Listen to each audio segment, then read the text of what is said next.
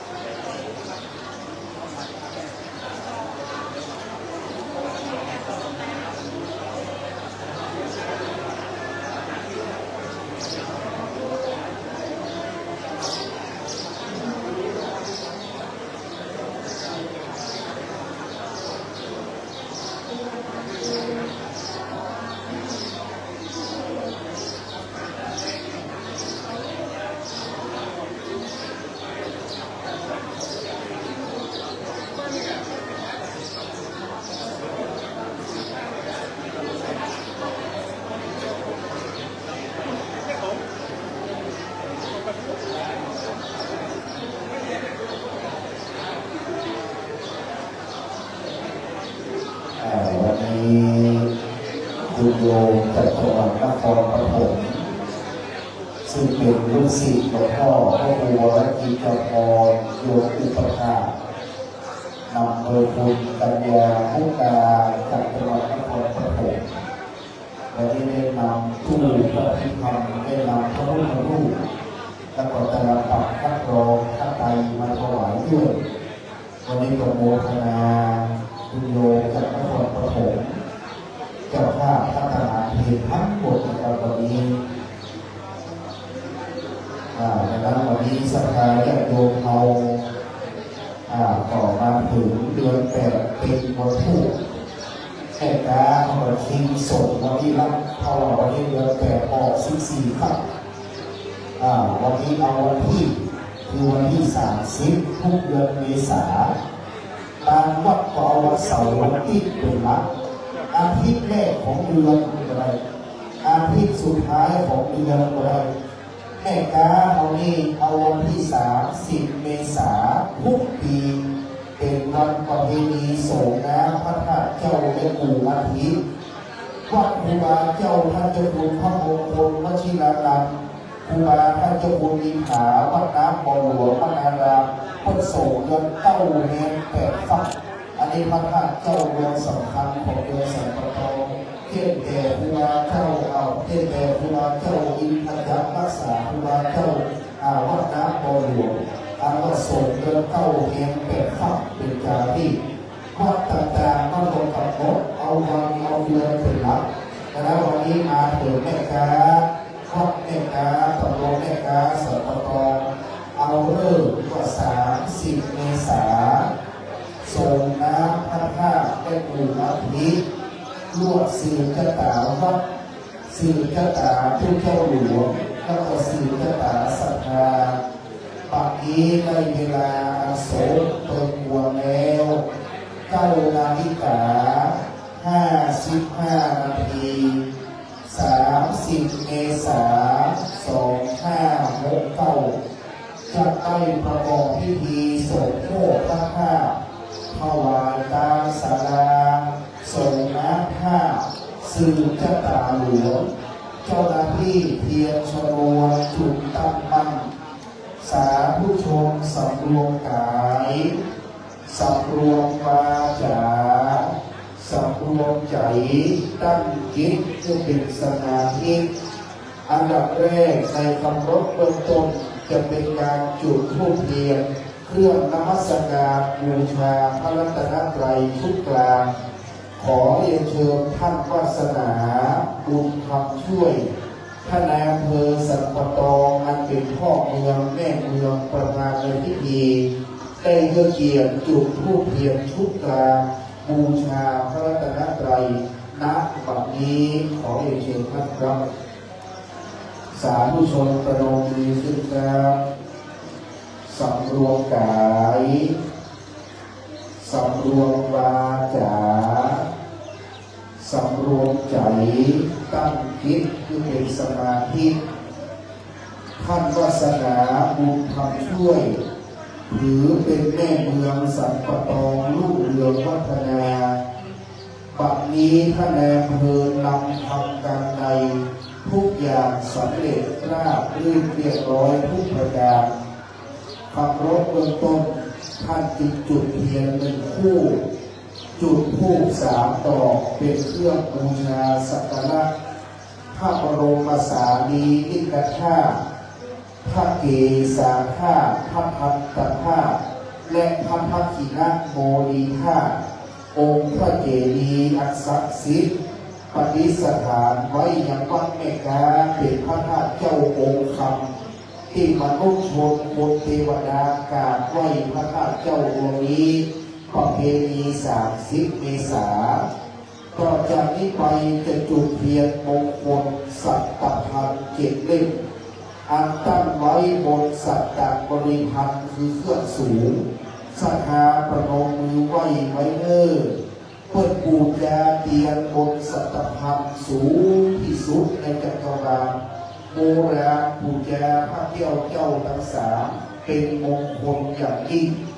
เล่มที่1กับธรรมะเล่มบนสุดใจกลางขอท่านนายกอลงกรณ์ทองทัพช้างท่านนายกองค์การบริหารส่วนตำบลแม่กาได้นำจุดเทียนเล่มที่1ขอท่านนายกอธิษฐานครับศรัทธาประนมมือยกไหวโบราณที่สันปะตองแม่กาเชียงใหม่เพื่อปูชาเทียนเอาไหว้พระเจ้าพระธรรมพระสงฆ์ไหว้พระธาตุเจ้าเป็นมงคลอย่างยิ่งถือโอกาสต่อดวงเสริมชะตาต่ออายุเพื่อมีอายุมั่นขวัญยืนเพื่อบูชาเทียน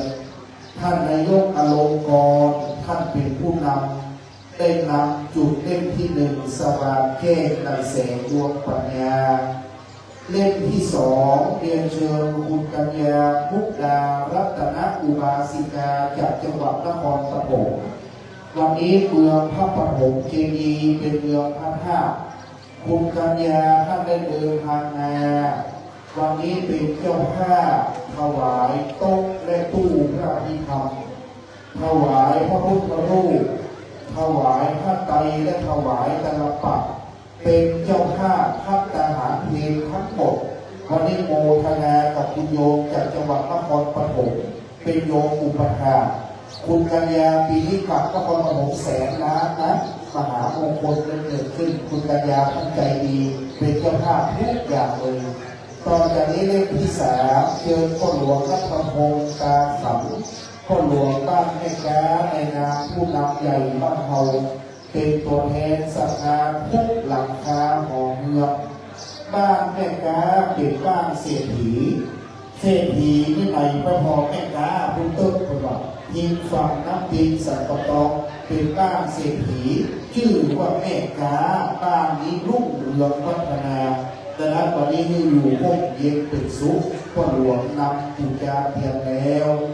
จากนั้นเชิญท่านแม่ชีพิชยาธนภักดิ์ศรีขจรได้น้อมนำอธิษฐานท่านเป็นผู้ปฏิบัติธรรมมีใจตั้งมั่น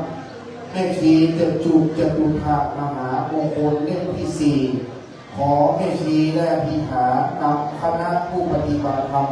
จุดเล่มที่4เบื้องซ้ายสาธุให้สว่างสวัยดังแสงดวงปัญญาให้รุ่งโรจน์ชัชวาลเล่มที่5เจิญพวกกำนันสุภักสุทัศนลักษณ์อันเป็นที่เคารพนับถือผู้หลักผู้ใหญ่ประจำอำเภอและประจำตำบลเอาขอพวกกำนันสุภักได้ตั้งกรรมฐานพนาผู้ยาเตียนปัญจะมหามงคลเล่มที่5เพื่อสว่างแจ้งวันนี้เขากินใหญ่ตาหลวงวันนี้บุญใหญ่บุญหลวงเกิดขึ้น โยมจากนครปฐมก็มาเป็นเจ้าภาพอิ่มหนำสำราญได้หลวงพ่ออธิษฐานจิต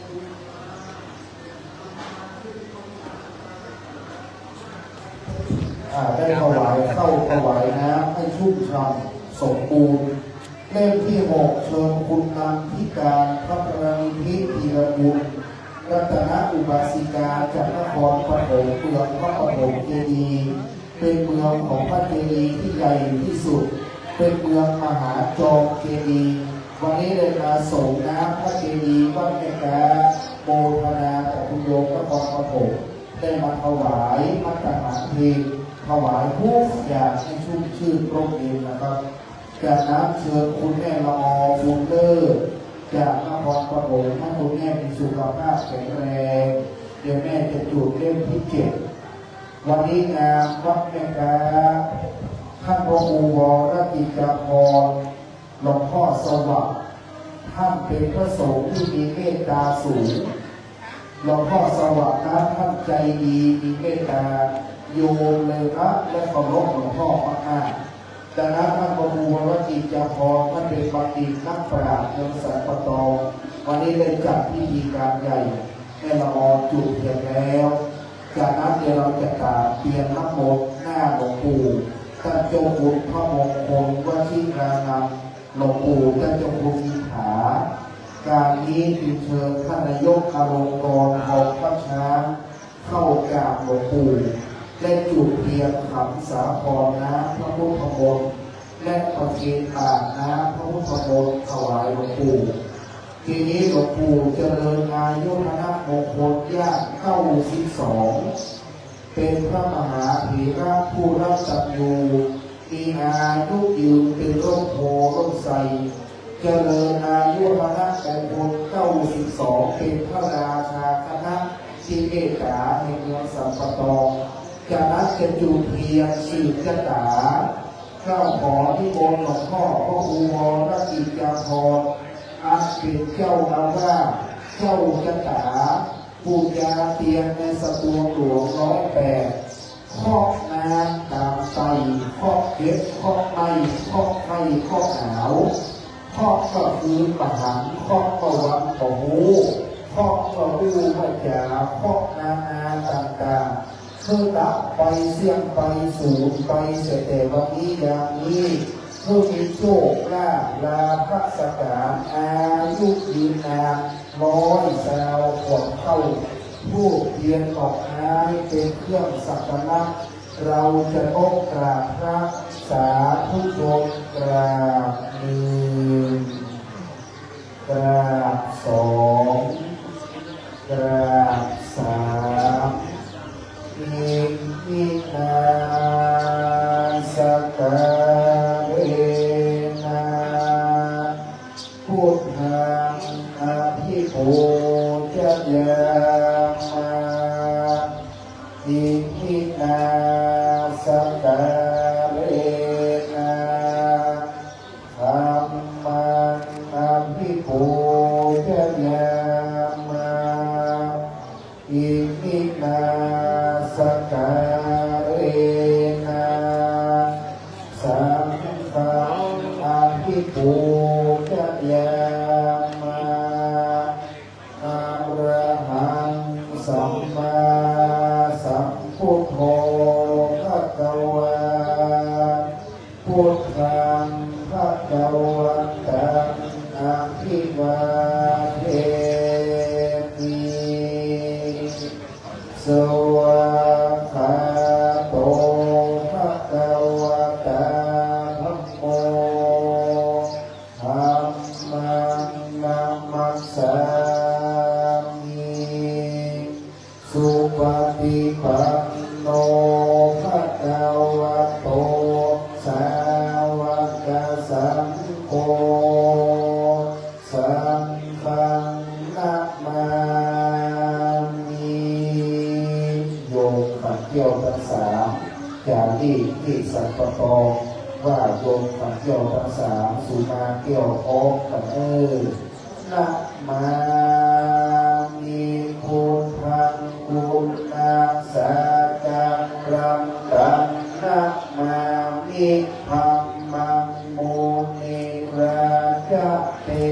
สิตังนามามิสังฆังมุนิราชสาวกังนาจโยโตภันเตจะธรรมายะหาภาเลยะธามุลลาเอยะหาอุสะเลเยมะยังพุทธะธัมมาสังฆาสังฆาเทสุทิรัตตะเนสุนาทิเทวาปัจจุปันเนวะอะวิวายะทิวาระโหวากาเยนะวาวาจายะวามะนะสังวาปะมาตังวาอากานะวังวาอากาสิหาภิกขายะหาธัมมังปาติกะโรมะเตสัมโนมังเตพุทธาติรัตตานัตตายังอะนุกัมปังอุปาทายะอะจายังอาจายะโตปะติหังหันตุสัพพันโตสังฆายะติสัมวาริสาอะนะอุเนวังกาลิสามะสัมติยะโตสัมอะสัมติยะโตสัมสัมปันโตสัมสัมมันตุโนแต่มาได้รวบที่ศักดิ์สิทธิ์ดาวปู่ปัจจุบันพระมงคลพระธิดาธรรมเราจะสมาทานศีลโดยพร้อมกันสืบไปมัจยังทันเตปิสะระเมนะสหะปัญจสีกานิยาจามาทุติยัมปิมัจยังทันเตปิสะระเมนะสหะปัญจสีลานิยาจามาตาทิยัมปิมัจยังทันเตปิสะระเมนะสหะปัญจสีลานิยาจามาโอวะโตอะระหะโตสัมมาสัมพุทธัสสะนะโมตัสสะภะคะวะโตอะระหะโตสัมมาสัมพุทธัสสะนะโมตัสสะภะคะวะโตอะระหะโตสัมมาสัมพุทธัสสะนะโมตัสสะภะคะวะโตอะระหะโตสัมมาสัมพุทธัสสะนะโมตัสสะภะคะวะโตอะระหะโตสัมมาสัมพุทธัสสะนะโมตัสสะภะคะวะโตอะระหะโตสัมมาสัมพุทธัสสะพุทธังสรณังกัจฉามิพุทธังสรณังกัจฉามิธัมมังสรณังกัจฉามิธัมมังสรณังกัจฉามิสังฆังสรณังกัจฉามิสังฆังสรณังกัจฉามิทุติยัมปิพุทธังสรณังกัจฉามิทุติยัมปิพุทธังสรณังกัจฉามิทุติยัมปิธัมมังสรณังกัจฉามิทุติยัมปิธัมมังสรณังกัจฉามิทุติยัมปิสังฆังสรณังกัจฉามิทุติยัมปิสังฆังสรณังกัจฉามินาติยัมปิธังสรณังกัจฉามินาติยัมปิพุทธังสรณังกัจฉามินาติยัมปิธัมมังสรณังกัจฉามินาติ ปิยัมปิธัมมังสรณังกัจฉามิตติยัมปิสังฆังสรณังกัจฉามิตติยัมปิสังฆังสรณังกัจฉามิสรณะกมันังนิติตามะพันเตนาติปาดาเวระมณีติปาปะตังพระมาติญามิปานาติปาตาเวระมณีสิกขาปะตังสมาธิยามิทินนาทานาเวระมณีสิกขาปะตังสมาธิยามิอาทินนาตนาเวระมณีสิกขาปะตังสมาธิยามิธัมเมสุมิจฉาจาราเวระมณีสิกขาปะตังสมาธิยามิกาเมสุมิจฉาจาราเวระมณีสิกขาปะตังสมาธิยามิมุสาวาทาเวระมณีสิกขาปะตังสมาธิยามิมุสาวาทาเวระมณีสิกขาปะตังสมาธิยามิหุราเมระญะมัจจกัมมาตัฏฐานาเวระมณีสิกขาปะตังสมาธิยามิสุราเมระยะมัจจกัมมาตัฏฐานาเวระมณีสิกขาปะตังสมาธิยามิมานิปัญจสิกขาปะตาลิเยนะสุขะติยันติเยนะโอคะสัมปทาเยนะมิทุติยันติตัตมาติลังวิโสสาธุสาธุสาธุ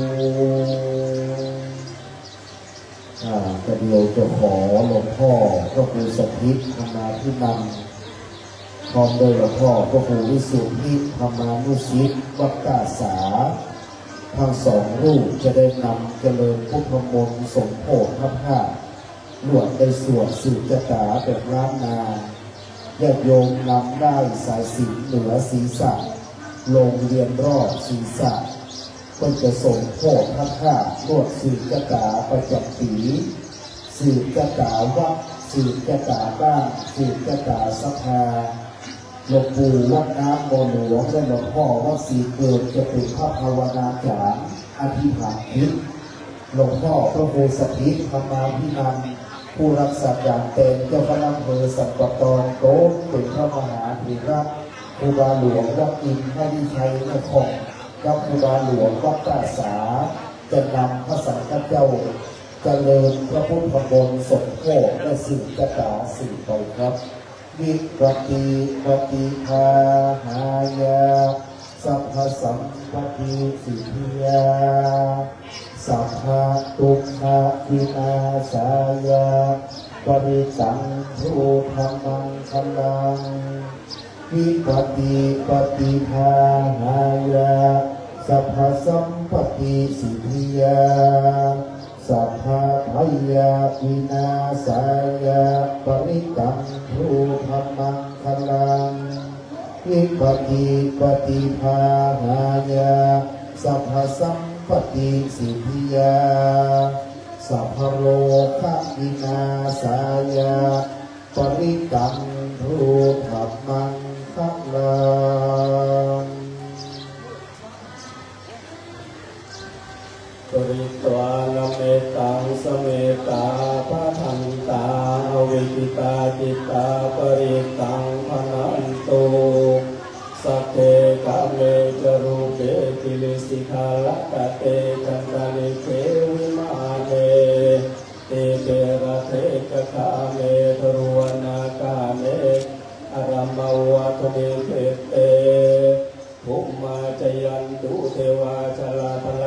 สเน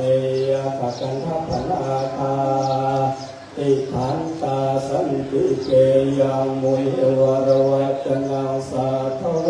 เนสุนันโตธรรมสวรกาโลอายัมภทันตาธรรมสวรกาโลอายัมภทันตาธรรมสวรกาโลอายัมภทันตานะโมตัสสะภะคะวะโตอะระหะโตสัมมาสัมพุทธัสสะนะโมตัสสะภะคะวะโตอะระหะโตสัมมาสัมพุทธัสสะนะโมตัสสะภะคะวะโตอะระหะโตสัมมาสัมพุทธัสสะพุทธังสรณังกัจฉามิธัมมังสรณังกัจฉามิสังฆังสรณังกัจฉามิตุติยัมปิพุทธังสรณังกัจฉามิตุติยัมปิธัมมังสรณังกัจฉามิตุติยัมปิสังฆังสรณังกัจฉามิตติยัมปิพุทธังสรณังกัจฉามิตติยัมปิธัมมังสรณังกัจฉามิตติยัมปิสังฆังสรณังกัจฉา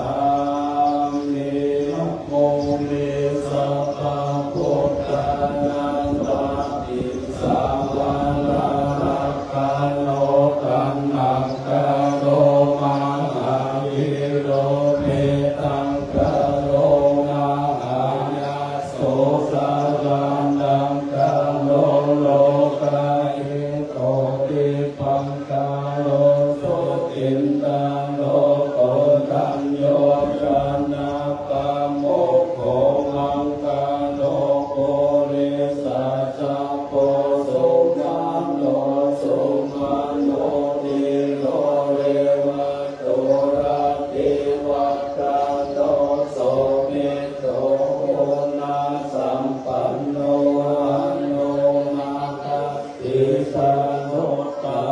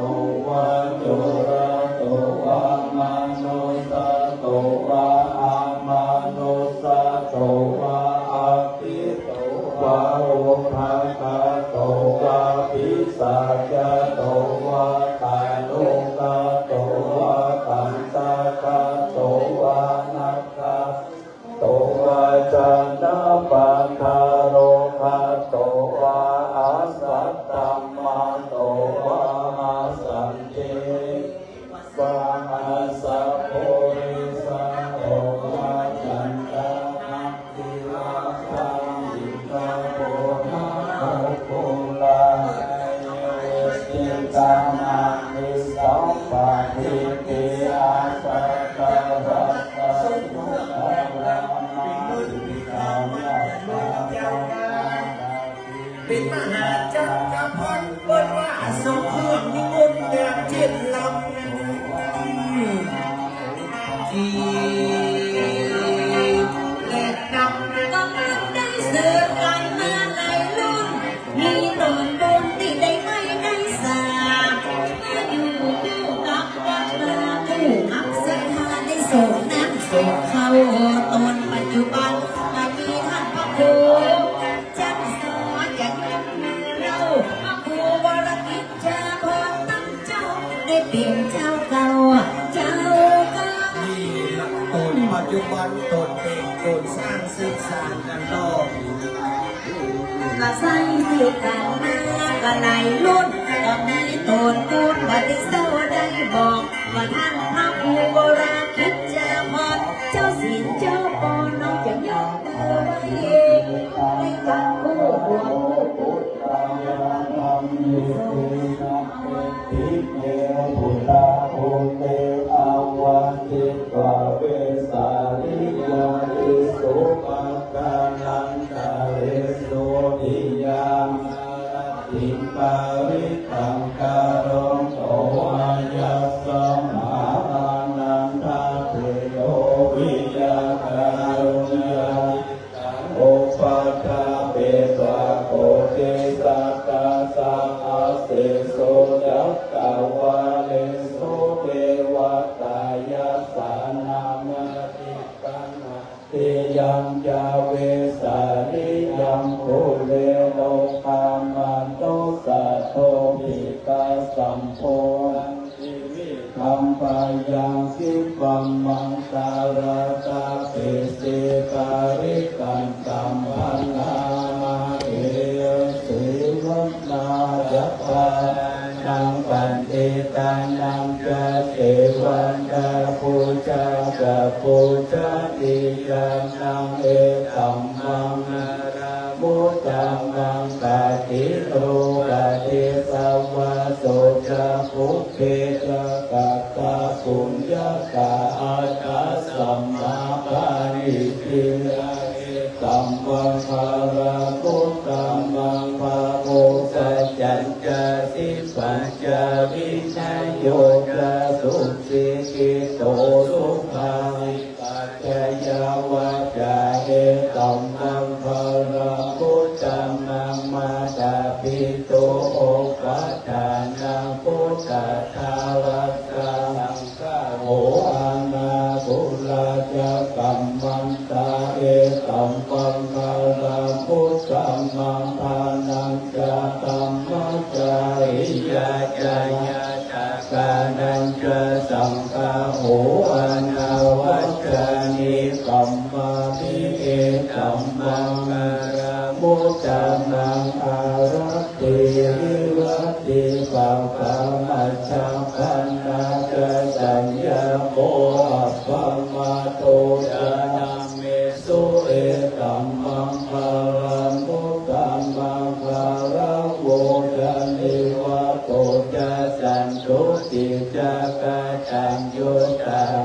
เลนะธรรมัสสวานังเอตัมมังคารามุตตังมังคันติจะโส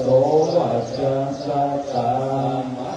งนังจะทัสสะนังกาเลนะธัมมัสสะกัจจาเอตัมมังคารามุตตังมังคาโพธัมมัจจาริยัญจะอาริยสัจจนะทัสสะนังนิพพานัสสติกิริยาจะเอตัมมังคารามุตตังมังพุทธัสสะโลกะธัมเมจิตังยัสสะนะกัมปติอาโสกังวิราชังเอมังเอตัมมังคาราพุทธัมมังเอตาทิสานิกัปปะนาสัพพะจามา การาติตานัปปัตตโสติฆาจันติตังเตสัมมังคาลามุตตะมันติมหามังคาลาสุตังยังกิเจตังนิทาวาหุรังวาสัพเพสุมายังรัตนังปานิตังนาโนสัมมาวัติตาตาคาเทนาอิธัมเปพุทธรัตนังปานิตังเยเตนะสัจเจนะโสวัติโหตุภยังวิราคังอัมมตังปานิตังนาทัสสะกาสักกายะบุติสัมมาหิโตนะเตนะธัมเมนะสัมมาทิฏฐิจิตังปิธัมเมนะนังปานิตังเอเตนะสัจเจนะโสวัติโหตุยังพุทธังนาอัตตาสัจจังปัสสะกะกาลิเอกานิยุคานิโหติเตทักขินายาสุขาตัสสะกาเอเตสุอินนานิมหาภาลานิธัมมิสังเกรัตนังปานิตังนิเตนะสัจเจนะโสวัติโหตุเยสุปยุตตามานาสัทธังลาเอนานิกามิโนโคตัมมาสัสสนามิเตปะเตปะตาอัมมากังวิภัยราตามุนานิพุติพุนจัมนานาหิตัมปิสังเกรัตนังปามิตังนิเตนะสัจเจนะโสวัติโหตุวินังปุรานังนาวังนาทิสัมภวังวิรัตจิตตายาติเกภวัสสมิเตหินามิชาวิโลลานิสันตานิพังนิติกายาตายัมปฏิโกอิดังเกสังเกรัตนังตังเยเตนะสัจเจนะโสวัติโหตุมิสัจจาสัพพะโลกัสสมิมานะสัมภาวะเยอะปาริมาณาอุตังอโรจติริยัญจาสัมปะตังอเวรังอัสสัพพะตังทิฉันจารังนิสินโนวาสยานโนวายารัตตัสสะวิคัตตามิโกเอกังสติมาทิฏยะปัมมาเมตตังวิหารังอิทัมมาโอหิติจานุปะปัมวาสีลาวะทัสสะเนนะสัมปันโนกาเมสุวิกัยยะเกตังนาหินาตุเข้าปาสัยยังปุณเรติติการณิยาเมตตาสุตตาอัปปมันโนพุทโธอัปปมาโนอัมโมอัปปมาโนสังโฆปัมมานาวังกานิสิริสัพพนิอายุวิติกาสัตตาปฏิมุนนาภิกระภูโมสิกากัตตาเมรัคากัตตาเมตาริกาปฏิกัมมันโตปุจจานิโสหังโมตัสสะวะโตนะโมนันตังนังสัมมาสัมพุทธังนาทิติโสภะคะวะอะระหังสัมมาสัมพุทโธนาสัมปันโตสุขโตโลกาวิโกอานุตตโรปุริสธัมมัสสารติสัพพะเทวามาตุสันนังพุทโธภะคะวะติสวะกะโตภะคะวะตาธัมโมสันติติโกอาการิโกเอหิปัสสิโกโอปานาลิโกปัจจตังเวทิตัพโพวินโยติสุปฏิปันโนภะคะวะโตสาวกสังโฆ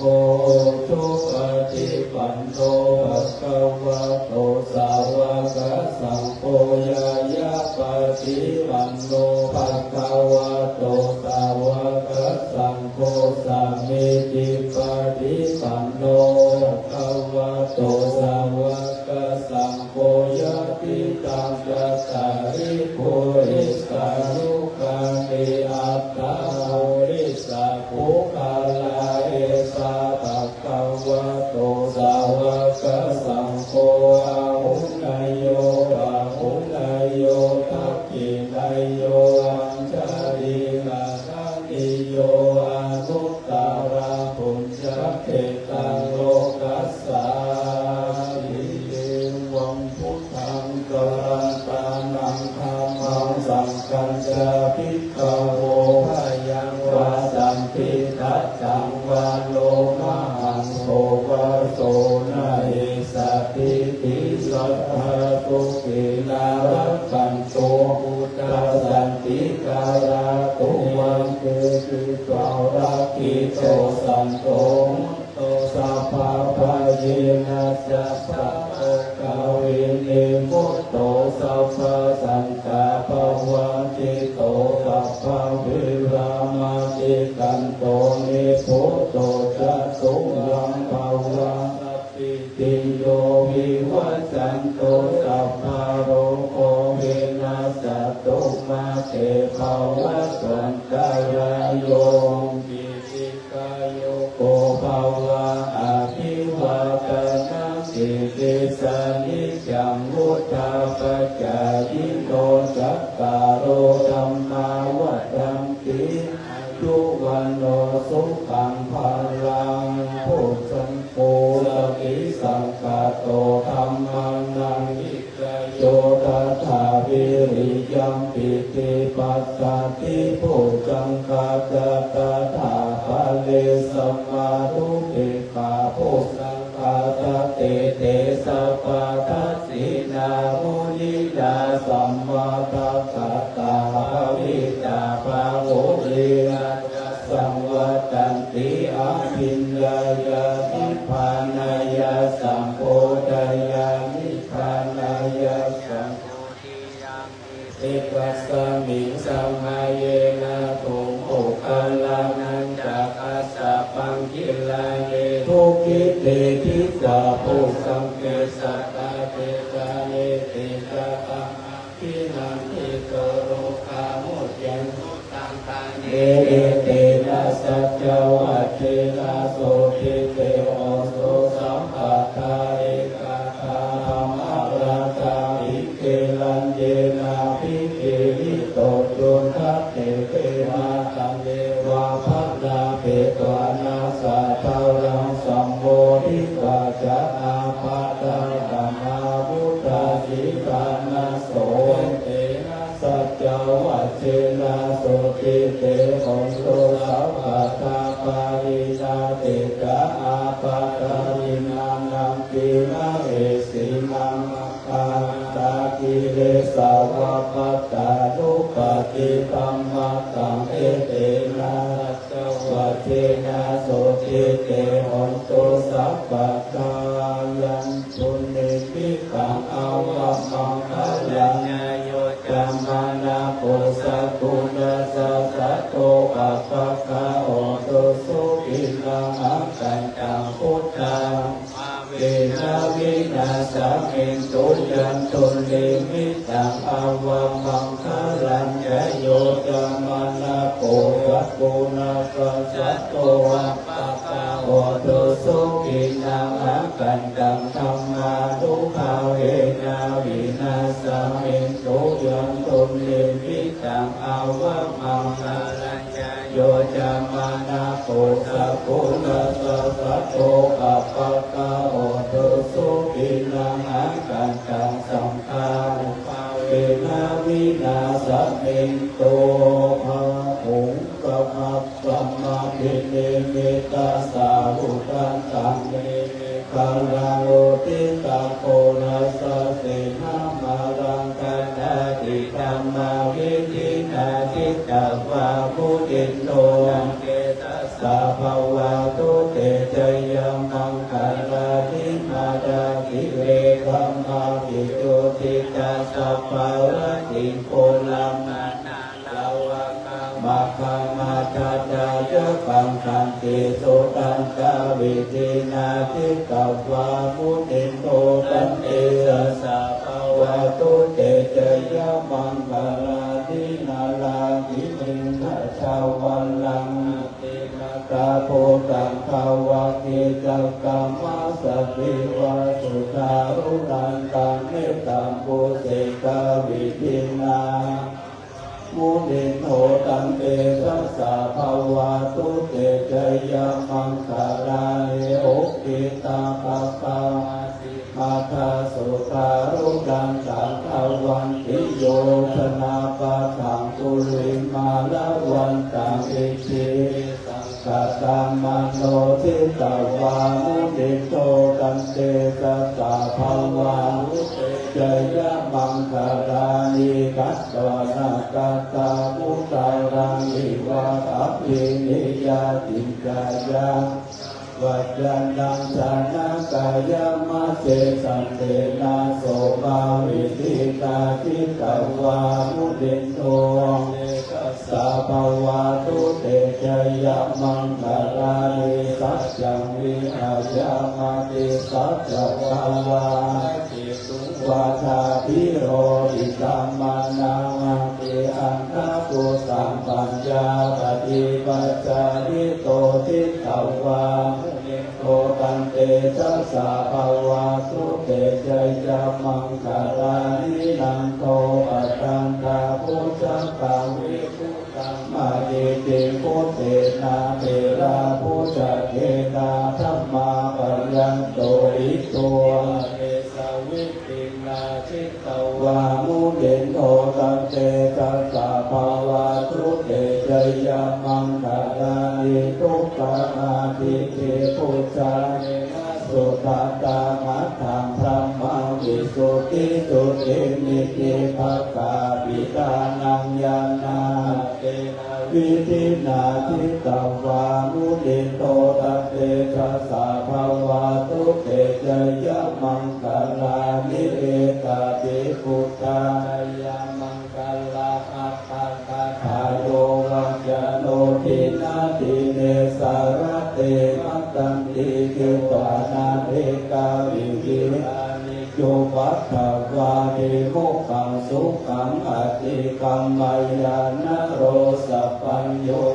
มหากรุณิโกระโตหิตายาสัพพะปานินังโกริตวาการามิสัพพะปะโตสัพโพเทมุตตัมมังเอเตนะสัจจวัชเชนะโหตุเตเจยะมังคลังชยังโสโพธิยังมุเลสักกายังนันทิวัฒนโนเอวังตวิจโยโอหิ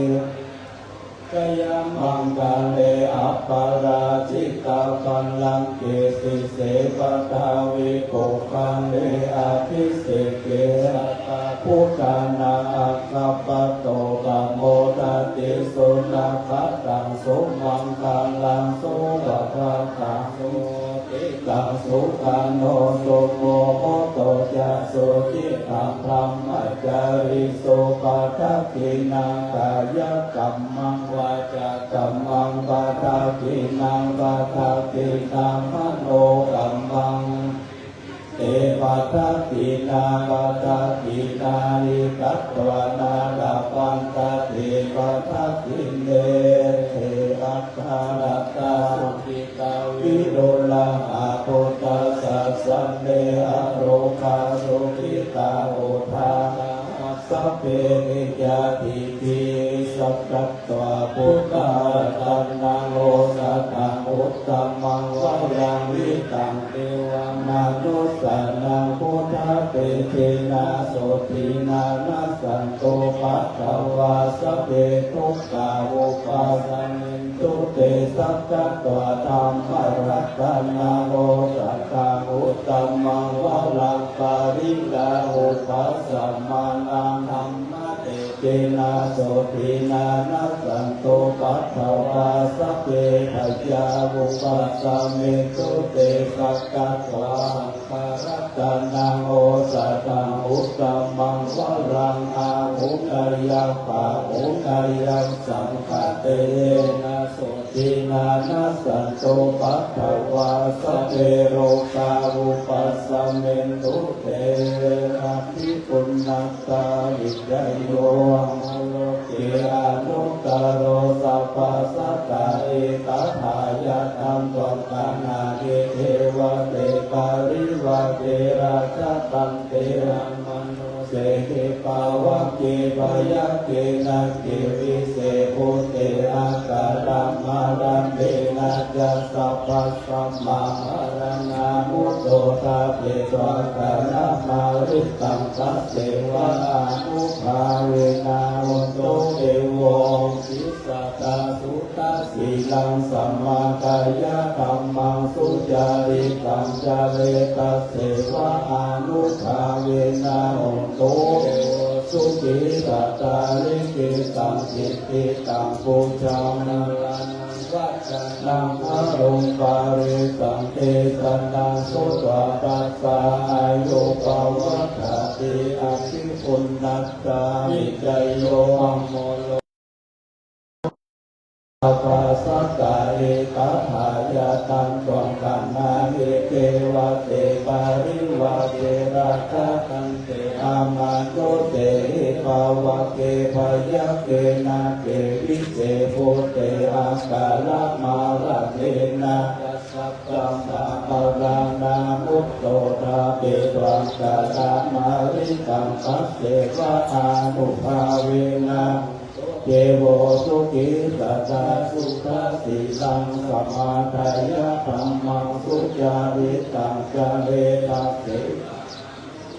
เวนะหุนโตเทโวสุขิสัตตาลิกิตังติติตังปุชังนรังนังวัจนังทาลงปาเรสังเทสัตังสุวัตสายุปวัฏฏาติอภิปุณณัสสามิจโยหังโลเกอนุตตโรสัพพสัตตาเอตถายะตังตวังคนาทิเทวะเตปาริวะเตระตังเตอัมมานุเสภาวะเกปยะเกนะเกวิเศโภเตอะกาลามาระเตนะจัสสะปัสสะมาบาลานามุตโตตาเปตวะการามาริตังตัสเสวะ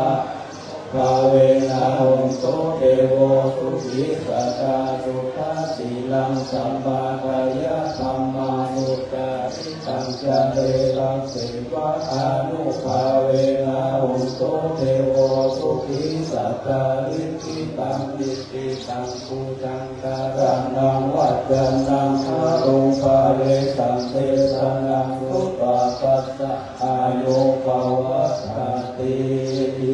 ทัจจาตาเทวะจาตาพรหมจาตามหาพรหมจาตาดิสิจาตามหาดิสิจาตามุนิจาตามุนิจาตาปุริสัจาตามหาปุริสัจาตาจักรวัติตามหาจักรวัติจาตาพุทธจาตาปเจกาพุทธจาตาอารังตาจาตาสัพพสิทธิวิภารันังจาตาสัพพโลกาจาริยานังจาตาสัพพโลกาติปัสสิยานังญาตาเอเตนะสัจจวัตเทนะตุยหังโสวัตติโหโตตุยหังสวาหายะนะโมพุทธัสสะนะโมธัมมัสสะนะโมสังฆัสสะสยะติธังโลรุสวาหายะอินทัจจตาเทวจาตาพรหมจาตามหาพรหมจาตาดิสิจาตานาคาดิสิจาตามุนีจาตามหามุนีจาตาปุริสัจจตามหาปุ ปุริสัจตจักรวัตติมหาจักรวัตติจักรพุทธจักรปัจเจกพุทธจักรอรหันตจักรจิตติวิชาทารันังจักรสัพพะโลกาจาริยานังจักรสัพพะโลกาติปติอานังจักรเอเตนะสัจจวัชเชนะตุยหังโสวัตติโอโตตุยหังสวหายานะโมตัสสะนะโมธัมมัสสะนะโมสังฆัสสะสยะติตังอุโรโรสวหายาอินทัจจตเทวาพรหมจัตตามหาพรหมจัตตาอิสิจัตตามหาอิสิจัตตามุนีมหามุนีจัตตาปุริสัจจัตตามหาปุริสัจจัตตาจักรวัตติมหาจักรวัตติจัตตาพุทธจัตตาปัจเจกพุทธจัตตาอรหันตจัตตาสัพพะจิตติวิชาภรังตังจัตตาสัพพะโลกาจาริยานังสัพพะโลกาภิปติยานังจัตตาเอเตนะสัจจวัชเชนะตุยหังสุโอโตตุยหังสังหายานะโมพุทธัสสะนะโมธัมมัสสะนะโมสังฆัสสะสยะติตังโรโรสหายาทุกขปัตตาจะนิทุกขาายาปัตตาจะนิกายาโสกปัตตาจะนิโสกาหนโตสัพเพวิปานิโนเอตาวาตายังนิสิกัมปัตตังปุญญสัพพะตังสัพเพเทวานุโมทันโตสัพพะปฏิสิทิยาตานังทัสสันตุสัพพายาสีลังรักขันตุสาวาตาภาวนาตาหงตุปัสสันตุเทวตาปัตตาสัพเพอุทธาภลัพปัตตาปฏิกานังยายังภารังอาระหังตานังจะเตเสนาขังปัญชามิสัพพะโสสุโขพุทธานังอุปโตสุขาสัมมาเดชนะสุขาสัมภาสัสสะมัคคิสัมมัคคานังสัพโพสุโขอัตติโยเหตุจันเนตัสสะมิเยโกสัพพติจายิโนวิจัตตาลานัสสัมปันโนโสเสโสเทวามนุสเสติวาตาปฏิอาริโจรติมาปาติกันทิปาปันนัตโตปัตติโยตาปฏิชัยตาปฏิกัมมันโตตัสสะภะมะโหระตังพุทโธตาปฏิเตตัสสะโลภยามาละมาลาปัสสันตุติปะรามังคะนังวิสัสสะปะรามายาตินิพพานังปะรามังสุขัง สาธุสาธุสาธุสาธุชนม้วนได้ใส่สิง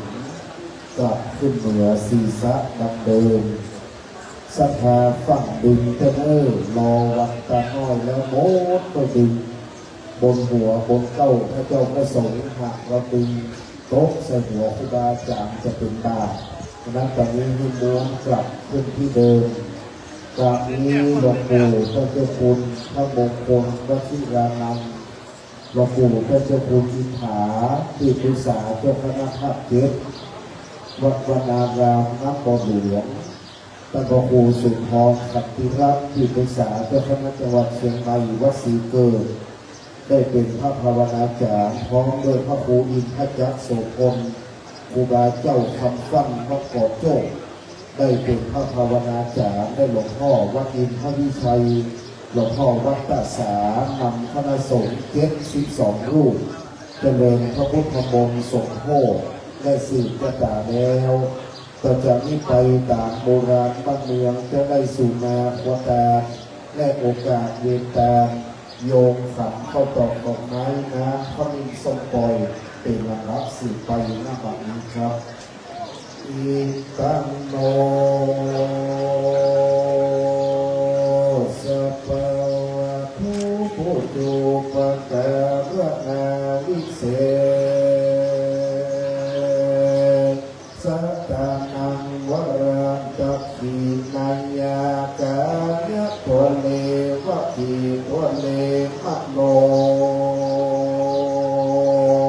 ตัวเลสันติจาพระมาเตนะวะสันติจาพระมาเตนะวะกายะกัมเมนะวะวะขีกัมเมนะวะมโนกัมเม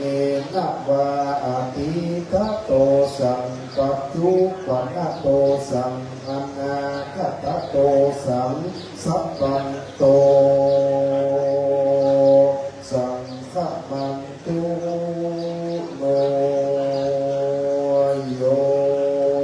สมิสิโนพวกเราโพธิโมเล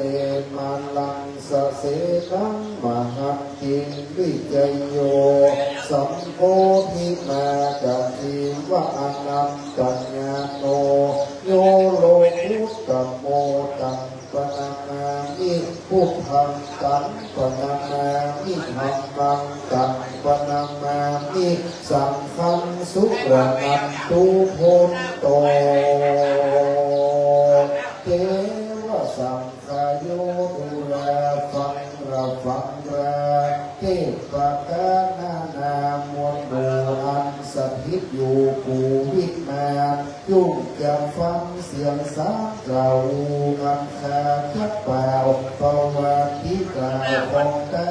มเทวดาตนนั้นรักษาคำพักสันดานสัทธายุโภรักษากูหอเรือนรักษาปีเดือนบัญญัติกันเทวดาโต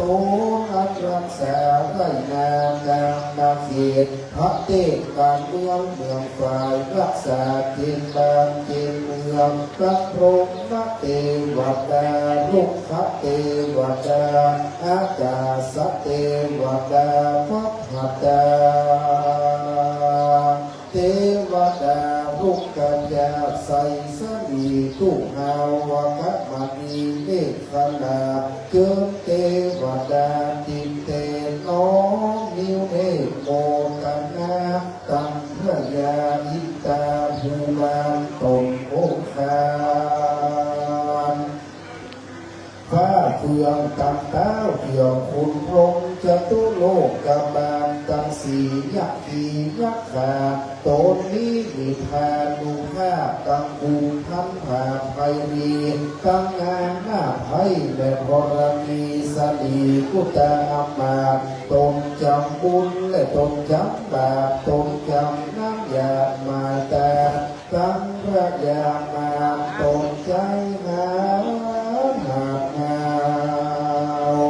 ติดเตเจ้าไปบนโหนอากาศไปไตว่าธรณีเทวดาอันรักษาวัดเมตตาตัตตินีเป็นเก้าก็ขออัญเชิญนวลหมู่เจ้าเข้ามาสู่โมตนาตาซึ่งบารมียาเจ้าสมณสัทธาเรียกมูลสัทธาพิจาทั้งหลายจะได้ชื่อแต่ไม่ปีขากาบับัดนี้อย่างนี้น้ำจูงจะมีเพียงแต่ดีสาธุโอกาสาคาเตพระทิพย์ไหลรัตนาหันแถวพระเดียวเจ้าต่างสามพระกาศอันจะในวันนี้ก็หากเป็นวันดีพิธีอันมีเศษดีว่า เป็นวันเดือนเป็นเดือออกได้14คำว่าเป็นวันพระที่30 เมษายนศาสนาพัทธสกลได้2,569 ปีได้มายุบยอดรอบเพิ่มเติมเกิดเจ้าสมณศักดิ์และมูลศักดิ์ผู้ค้าทั้งหลายทั้งไปในและไปนอกไปในหมายมีหลวงพ่อตั้งของหลวงราชิกาพรเจ้าคณะตำบลเมฆาเห็นหนึ่งเจ้าอาวาสวัดเมฆาเป็นเจ้ากำนันพระบิดาสังฆเจ้าจุดโตนโอ้แห่งกองไฟทองหมายมีท่านนายอำเภอและท่านนายกองค์การบริหารส่วนตำบลเมฆากำนันผู้ใหญ่บ้านเจ้าสักการจากจังหวัดนครปฐมและสภาวัดเมฆาทุกหลังคาหอเรื่องต่างคนก็ต่างเป็นตนได้ฟ้ากับนาจิตตาอย่าห้ามในลาลิยะปวินีโสมน้ำพระพักเจ้าดีทุกวันที่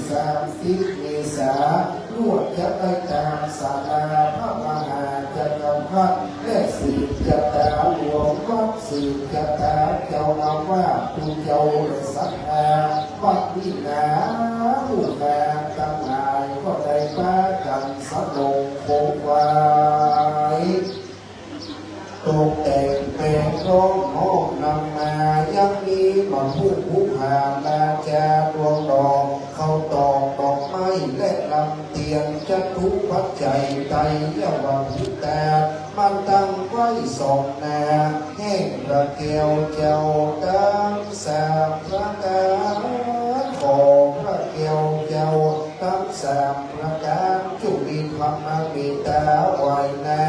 ปฏิกาหารับเอายังวันพุอินสิ่งของแต่และสมะพระวิวามตามตังมวลฝูงนี้เพื่อเมื่อแล้วเสียงกรรมกรรมหาพนาสมิชันตุจุกในปันกุดมโสมสารอุทิจุเยี่ยมจุประการพุทธสนบุญญาลอยสีขียาตาอามินามิมาภูคาตั้งหลายหากในกระทำปั้มเป็นแล้วจะได้บุญที่สักฝากไปหาเทวบุตรและเทวดาตนมันรักษาวัดวาอาวาพุทธศาสนังตัตินีเป็นเก้าเทวดาเจ้าอันอยู่เฝ้ารักษากายาเนื้อตนตัวอันไปก่อนหน้าและตามหลังพระภูมิเจ้าทีแม่พระพรณีสลีพุทธามาตนจำพุทธจำป่าโตจำน้ำยาหมายตาอินตาโรงโยมมาราพุทธนาน้ำบรมัยไอส่วนแม่พรณีเจ้าที่เจ้าทางตะปวดเต้าจะดูโลกกะปาสี่โมงคาจอเครื่องเอาพอเกิดแม่เกิดเจ้ากับและนายเวรพอเต้าแต่นั้นได้ปากันสื่อจัตตาโต๊ะแต่งเบ่งนามายังเครื่องส่งสื่อจัตตามีตำไม้กำสลีเมี่ยงหมากปูมูลีเข้าเปลือกเข้าสาเป้าตาและมวยงอยจ้อน้อยตุงใจวัดเก่งไปไปมาอยากยายเลื่อนเรื่องแอบได้มาตั้งในสันหานตัดที่นี้เพื่อจะได้อุทิศหายแม่ไม่พ้นแก่พยาอัคป่าปะเคาะเจ้าตักแปดอันเตียวพัดเวทไปมาในปลาตะสะ12 ราศีปีเดือนวันยามมีพระอาทิตย์จันทร์อังคารพุธหัสศุกร์เสาร์ราหูเกตนกพากาตังเก่านักขัตตะเลื่อนเจ้าสาวเทศตัวแม่นว่าตัวใดตัวหนึ่งได้เสด็จมันหนึ่งต้องปองลักษณะจัตตามะหงมาเลยังลักษณะจัตตาจังต้นจักกาจักปลายแห่งพระอุบลกิจจาภรณ์ได้ศรัทธาตั้งหลายขอไม่ได้มาเปิดโพน เสยังอุปปัทวะกังบนอนทลายเพื่อได้กลับกายเป็นโสมะห้าตัวใดเป็นโสมะแล้วจุนำมายังโจกปีโจกเดือนโจกวันโจกยามอายุปีอายุเดือนอายุวันอายุยามเพื่อหลวงพ่อสวัสดิ์ได้สักการได้มีวันหน้างามของแถวได้พ้นเสียจากโรกาพยาธิทั้งหลายทั้งมวลนับแต่นี้ไปเพื่อนาแม่บูชาทั้งหลายได้เอาน้ำของมินทรงปล่อยงามองค์สงฆ์สนามพระข้าเจ้าขอเพื่อได้จุ่มเนื้อเย็นใจดังน้ำที่เอาทรงพระข้าเจ้าเพื่อได้อยู่ห้องเย็นเป็นสุขเพื่อมีอายุมันยืนยาวได้ร้อยแสวหัวเขาเข้าภาษาอย่าได้เจ็บอย่าได้ไหมอย่าได้ไข้อย่าได้หนาวเพื่อมีอายุมันยืนยาวยิ่งโยกเพื่อมีเงินคำหลายล้านโอ่งเต็มแสงกินก็อย่าโมกจกก็อย่ามากินอย่าห่างตาอย่าเสียงเพื่อได้เตี้ยนเต้าจำเริญดีเข้าของนี้อย่าขาดเพื่อได้หลังน้ำยากันตำมุนไปคือวัดเมตตาอันเป็นวัดใหญ่ในการปลูกลูกเรืองสะเทือนบางงามเพื่อมีสังขารหลั่งไหลมาจากที่สักตั้งสี่ที่สักตั้งแปดมากับส่งแปดเอาหัวลัดกิจยาพรจะคืนสร้างห้างเป็นปกของวัดวาศาสนาเพื่อได้เป็นที่พิญามานาปักสังสาแก่คนและเทวดาทั้งหลายบ้านจุ่มเมืองเย็นศรัทธาได้อยู่ห้องเย็นเป็นสุขแม่นจะที่ก่อปัญหาแม่นจะหาก่อปัญไดมีเงินมีคำตัวตามกินตัวตามใจตัวตามโจกจ่ายแล้วไว้ปิดตาคำส่งพระปรมีตึกหาพระนาอันใดเพื่อสมใจไฟงานโดยดังในสงน้ำข้าและได้สื่อยตาในวันนี้เพื่อมิติจักปรมีอนุภาพหากเป้จะน่าข้าเสริมสัพพลูหมู่มานตำนวนเพื่อได้เจริญวัฒนาร้อยเต่าปันปูผู้นักต่อไปรูนเพื่อเหลือเก็บความสุขตั้งสามประการสุขอันนี้ในเมืองคนสุขที่ในเมืองคนจันฟ้าได้สุขอันนี้ในเด่งลาอามัตตะมหาเนรปานเป็นที่เลี้ยวอย่าได้การได้กล้าตั้งจุงยังมีเที่ยงแท้ดีดีตานังเนปนิสุขังสุกินนังวัตตะเนตานังอาสวัคขยาวหังทิปานะปัจจโยโหตุโนนิจังนิจังวัตตะนิปานังสุขังวัตตะนิปานังสาลังวัตตะนิปานังนิปานังปัปรมังสุขังถือโอกาสถวายตามศาลาอันเป็นธรรมศาลาศาลาพระมหาจักรพรรดิราชาในวันโศกน้ำข้าก้าวถวายตามตั้งนะโมสามจบพร้อมกับนะครับนะโมตัสสะภะคะวะโตอะระหะโตสัมมาสัมพุทธัสสะนะโมตัสสะภะคะวะโตอะระหะโตสัมมาสัมพุทธัสสะนะโมตัสสะภะคะวะโตอะระหะโตสัมมาสัมพุทธัสสะยัคเขพันเตสัมโฆปฏิชานาตุมะยังพันเตเอตังธัมมัสสภาสาลังสัพปริวารังพุทธศาสนิกานังธัมมัสสวนาทิปุญญะกัปรนัฏฐายะพุทธศาสนีนิยาเทมะสาธุโนพันเตอะยังพุทธศาสนิกานังธัม มัสสวนาทิปุญญะกัปรนัฏฐายะธรรมสภาสาลายะทานัสสะอานิสังโสอัมหากัญเจวะอาตาปิตุอาทีนังจะปิยะชนานังทีคัตรัตังอิตายะสุขายะสังวัตตุข้าแต่พระสงฆ์ผู้เจริญขอพระสงฆ์จงรับทราบข้าพระเจ้าทั้งหลายขอมอบถวายธรรมศาลาหลังนี้พร้อมกับของบริวารไว้ในพระพุทธศาสนาเพื่อเป็นประโยชน์เป็นสถานที่บำเพ็ญบุญกุศลมีการฟังธรรมเป็นต้นสำหรับชาวพุทธทั้งหลายขออานิสงส์แห่งการถวาย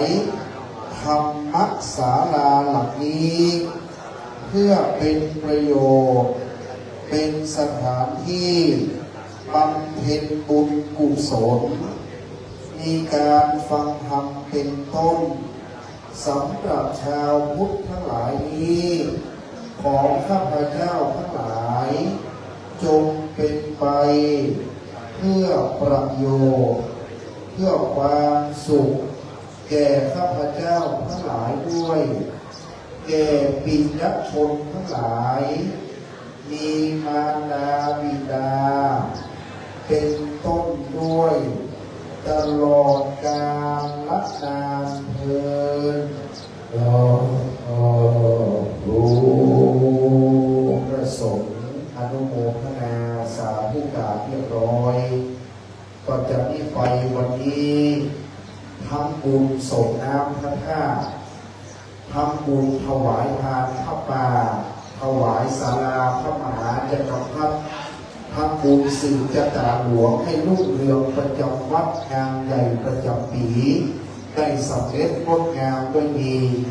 เบื้องต้นจะถวายกันพระพุทธหน้าโต๊ะบูชาก็นิมนต์หลวงพ่อพระครูวรกิจจามพรหลวงพ่อสวัสดิ์เจ้าคณะตำบลแม่กาเขตตึ้งเจ้าวาดวัดแม่กา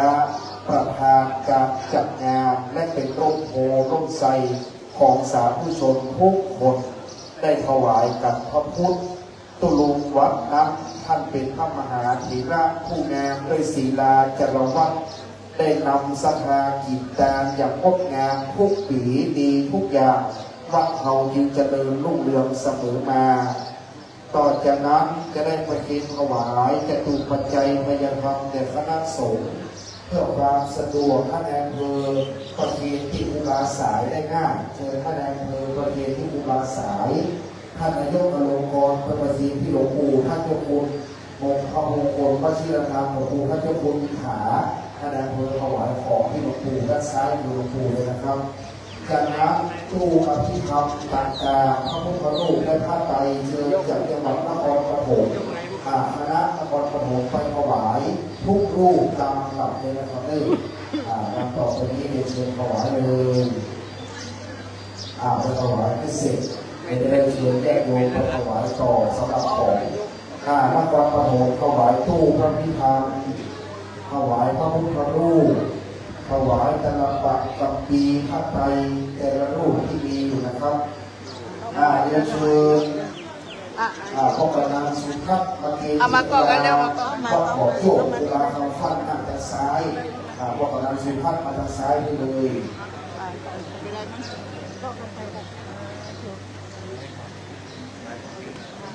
เดี๋ยวรอนครปฐมประเทศตู้ที่ทำเซ็ต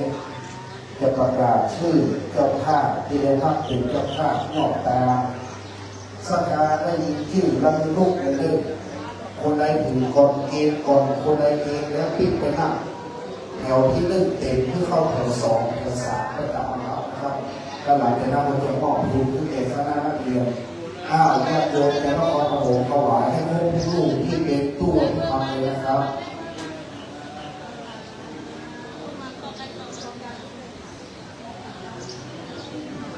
ถวายให้โคไปต่อพ่อหลวงนักพงศ์ไปเกณฑ์ที่หลวงพ่อวัดศรีเกิดที่พุทธศาสนาจังหวัดได้รับลูกที่สองก็หลวงไปเกณฑ์วัดศรีเกิดลูกที่สอง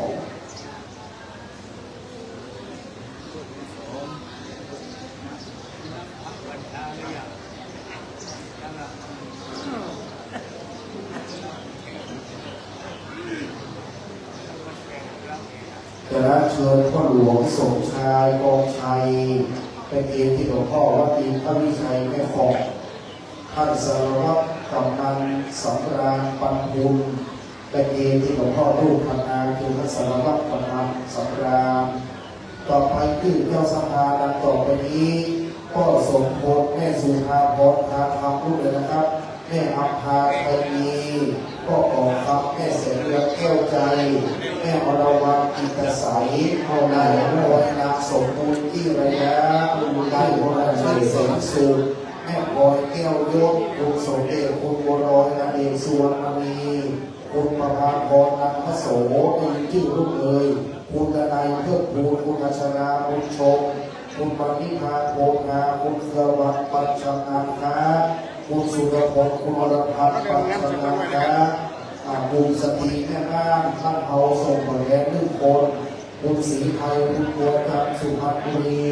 พ่อมหาแม่วนาพงษ์ชัยแม่อัมพรสามแก้วคุณพิชดาปัญญาพนากิจคุณอรวรีอยู่พงพันธ์คุณยอดใจคุณสุภาพรคุณยอดหัวหน้าคณะครูนำนักเรียนที่จะรับครูตั้งแถวให้รอเลยแต่จะประกาศที่นะพ่อสมวนได้วางพิงปัญชนังค้าแม่อนงคามีคำพ่อตุลพ่อตุลทรงชัย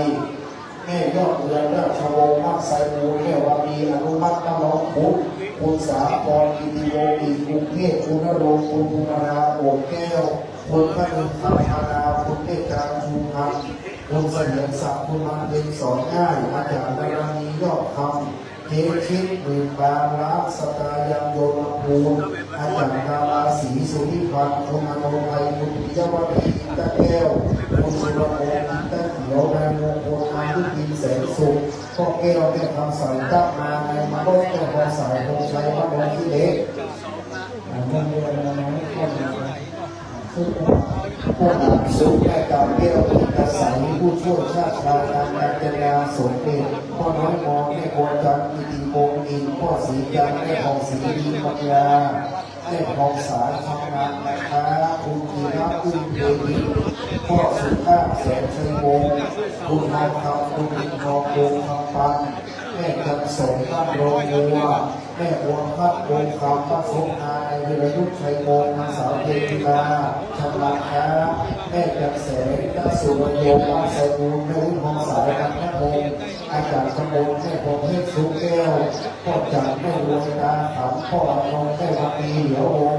นางสิทธิพงศ์นางสาวเอื้ออารีสมวัฒนานายสังเกตนายบุญทองชัยมงคลผู้ช่วยสรยุทธ์ดังเทวันคำบ้านนางมีน้องในคนขันอาสวะนายจำลองมีสองกลุ่มผู้สูงอายุนะครับคุณสุทธิรักษ์กิติดีนายชมาเลือกนางแสงจันทร์แสงทิพย์พ่อหลวงที่มูลแม่หลวงอินทราถาวงนายพระศักดิ์นางอรพินสุวรรณสดศรี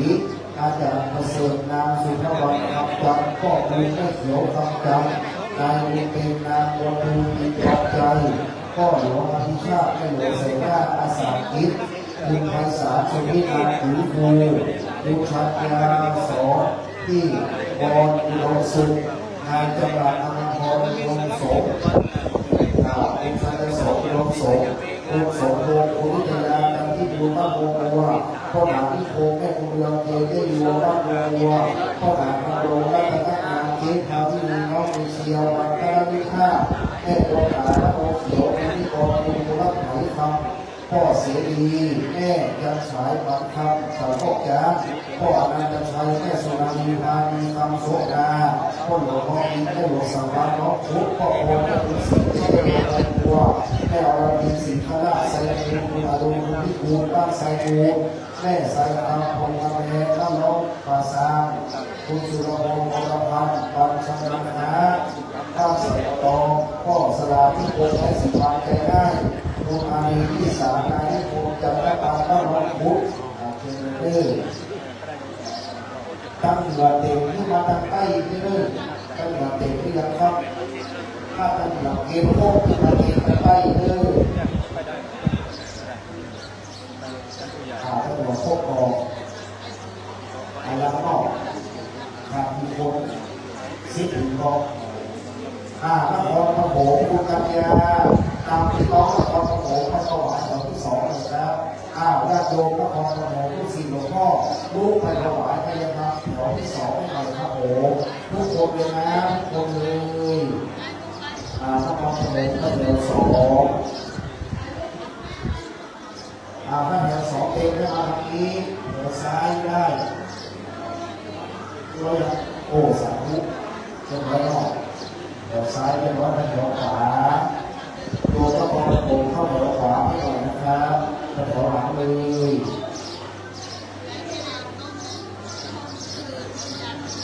เรื่องคนหลวงพ่อวันนี้คณะอาจารย์ต้องเอาพวกนั้นว่า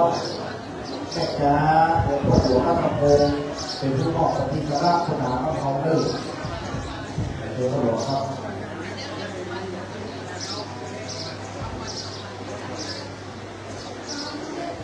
ต่อไปขอให้คณะครูนำคณะนักเรียนตั้งแถวเข้ามาด้านข้างเพื่อเราจะได้มอบทุนการศึกษาคณะนักเรียนตั้งแถวเลยหลวงพ่อพระครูวรกิจยาพรจะมอบทุนการศึกษานักเรียนเป็นไหนเอ่ยพอผู้ยัง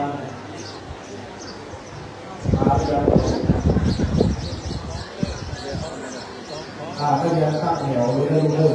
ๆถ้ายังไม่พร้อมก็ตั้งแถวรอก็ยอมพร้อมเราจะได้ที่โมนกับปู่นั่นจะเป็นข้อมงคลก็เชื่อนะที่สาม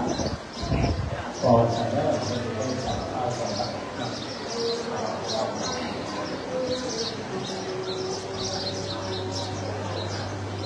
เจ้าข้าเจ้าประธานทั้งหลายตั้งใจรับพรรับส่ง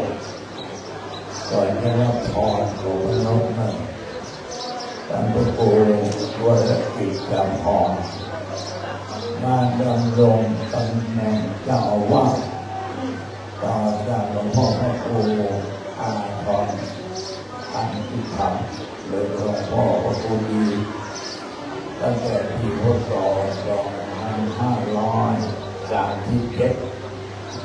ได้รับเป็นเจ้าวาดมา33 ปีฉะนั้นบอกเอาทั้งหลายเจ้าวาดทั้งหลายก็จะมีการมีงานก่อสร้างห้างแปลงที่จะเป็นส่วนปกครองดูแลและโยมทั่วถึงแล้วมีตำแหน่งเป็นเจ้าคณะตำบลแม่กาเขต 1เป็นเรื่องนั้นตำบลทั้งเขตท่านประวัติเรื่องอะไรท่านประวัติเวลาเป็นเจ้าของไว้มีคนประวัติในการช่วยเรื่องนี้เรื่องด้านความพักก็ได้สืบทอดพัฒนาโรงของท่านพระครูปฏิสมาธินันท์ที่ปัจจุบันเป็นผู้รับการเรียนจากอำเภอสันปะตองสืบทอดด้วยมนต์เป็นนักประธานเป็นที่เปิดจริงของพระราชวงศ์พระนเรศแล้วก็มีญาติโยมมาจากมังกรถวายเพื่อได้ทำการเทศน์แล้วว่าเอาเทศน์ตรงนี้ก็ขออนุโมทนาสาธุทั้งหลายทุกผู้ทุกคนและขอน้อมระลึกถึงคุณพระมีของท่านพระครูดีเป็นพระครูอ้างตอนตั้งติดมันเป็นแก่จิตเจ้าวาด เป็นอดีตจากนรบนในการอีกหนึ่งบุรีแล้วก็ตั้งจิตตั้งกุศลแต่บุญและกุศลที่ยังมีชีวิตอยู่ที่เป็นกุศลบุญผู้ชัดโลกได้แล้วญาติของใครของมันเป็นผู้บุญคนยะหาวาริวะหาปุตตะปันเอโกเรนสิกาตัง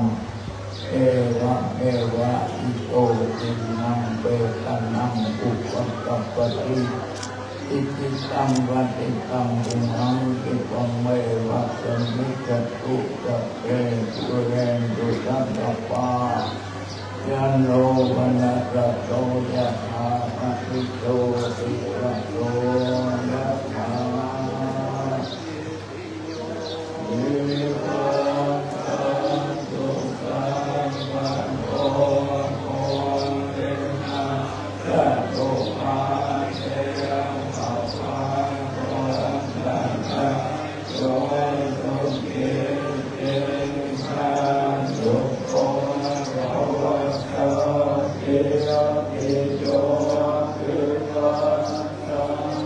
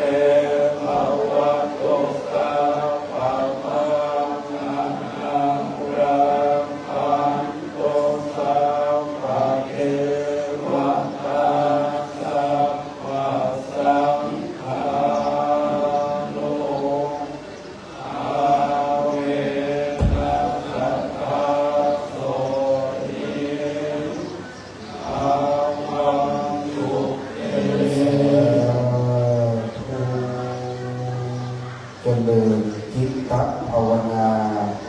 ทำสมาธิพร้อมกันจะได้ครบถ้วนด้วยตาศีลและภาวนาครับเพื่อน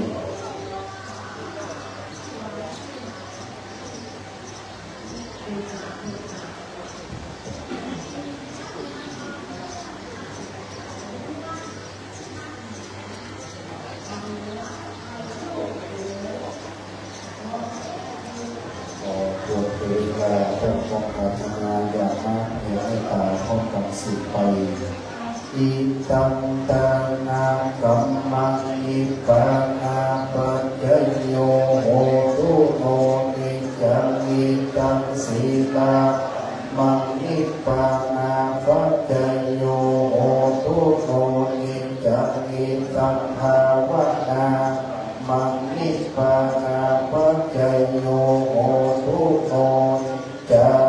ยังจิตติอุสลังกัตตปังกัมมังสัพเพหิเตหิกตังปุญญังโนอนุโมตันตุสุนันตุปุตโตเยวาอัสสมิงหาเนทิกาตาทิคายุกาสัพพาตุสัพพะสัตตานังสุขีอัตตานังปาริมานันตุมาตาตาสุขีตาหนตุทุกขังปะมุญจันตุสัพเพยาตังตาสุตาหนตุทุกขังปะมุญจันตุสัพเพอัญญาตังตาสุตาหนตุทุกขังปะมุญจันตุสัพเพปิสาสัพเพยัคขาเทเตตาสุขิตาหนตุทุกขังปะมุญจันตุสัพเพนัคขตาสุตาหนตุทุกขังปะมุญจันตุสัพเพเทวาสุตาหนตุทุกขังปะมุญจันตุสัพเพอาจาริโยชายาสุขิตาหนตุทุกขังปะมุญจันตุสัพพะสัพพะนังสามิชันตุโอประเพณีพระธาตุเจ้าวัดตาหลวงพระธาตุเจ้าพร้อมกันวันตามิพุทธังสัพพังเมโตสังฆัมมาเมพันเทวันตามิธัมมังสัพพังเมโตสังฆัมมาเมพันเทวันตามิสังฆังสัพพังเมโตสังฆัมมาเมพันเตวันตามิกรุอุปัชฌายาจาริเยสะเมโตสังฆัมมาภะเนพันเตวันตามิกัมมัฏฐานังปัมเมโตสังฆัมมาภะเนพันเตวันตามิอาราเมภะสีมายังสัพพังเมโตสังฆัมมาเมพันเตวันตามิเจติยังสัพพังสัพพะหาเนสุทิฏฐิตาสรีระธาตุมหาโพธิปุพพะปังสักกัลลังสัตตานาคะโลเกเตวะโลเกบรมมาเกจัมปูทิเปลังกาทิเปสรีระธาตุโยเกสาธาโยระหันตาธาตุโยเจติยังกันหาติจตุราสีทิสานาเสหัมมังคันเทเปสัมปาตะเจติยังอะหังวันตามิสัพพะโสสุมาพระเดชพระคุณหลวงปู่พร้อมเดินครูบาสายครูบาอาจารย์ผู้เป็นทุกองค์นะครับวันตามิพันเตสัพพังอาปาราทังคัมมาเนพันเตมยากาตังปุญญังสามินาอนุโมตัปปังสามินากาตังปุญญังไมหังตาตัปปังสาธุสาธุอนุโมตามิธรรมาวทันติอายุวันโนสุขังพลังสาธุคณะนักเรียนพ ตั้งแถวเข้ามาด้านข้างที่หลบแถวข้างขยงโชเฟอร์คนขับรถพระคุณเจ้าแต่ละวัดรับพยาทานที่ด้านในศาลาโดยนิมนต์คณะสงฆ์ทุกรูปฉันพัฒนาเพียงที่บนวิหารวัดแม่กานะครับ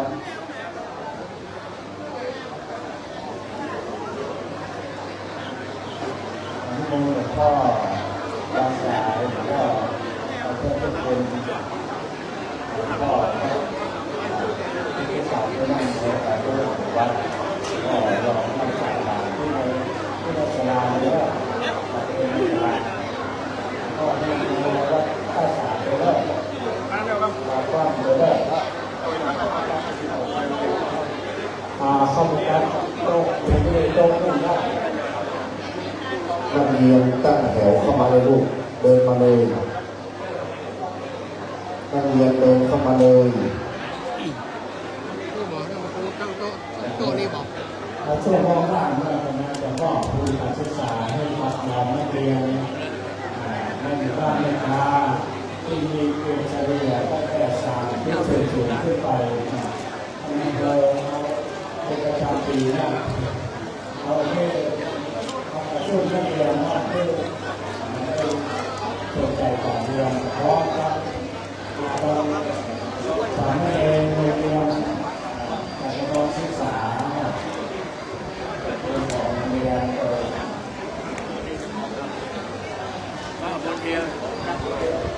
พ่อนี่แอมเด้อเข้ามา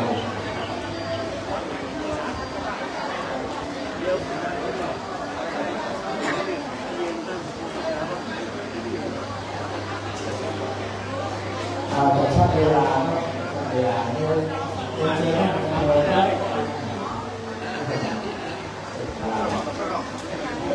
ไว้เยอะ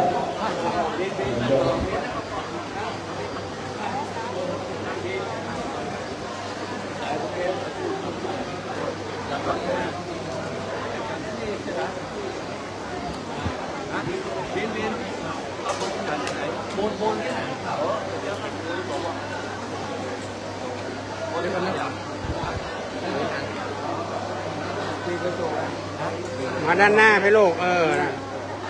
ได้แล้วมั้ยผมเอาไป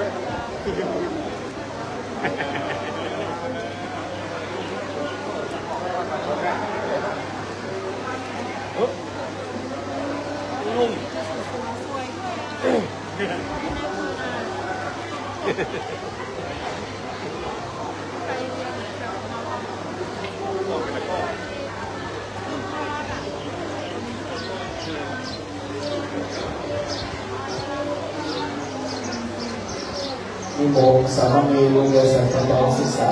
เข้าเลยครับนิมนต์ครับนิมนต์เดินแถวครับลูกครับนิมนต์เดินแถวครับ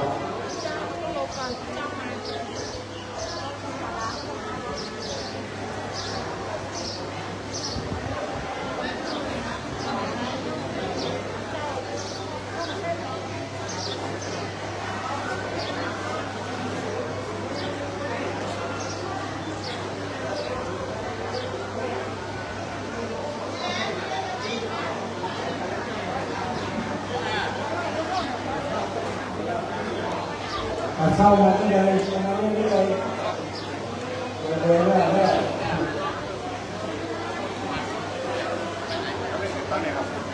ไม่ได้ขามเลยนะ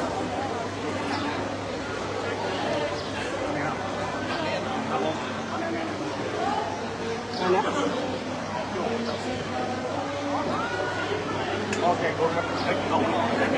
ผมมาเรียนนั่งเรียนกันลูกนั่งเรียนกันแล้วผมนั่งมาเลยเข้ามานั่งนี่นั่งขอบนั่งข้างขอบนั่งข้างเรียนแล้วนั่งข้างนั่งหน้าเราเข้ามานั่งหน้าไปหามันนี่นั่งแรกเอาไปนั่งกันเอาอาหารมาเลยอาหารที่โต๊ะอันนู้นที่ออกไว้มาเลย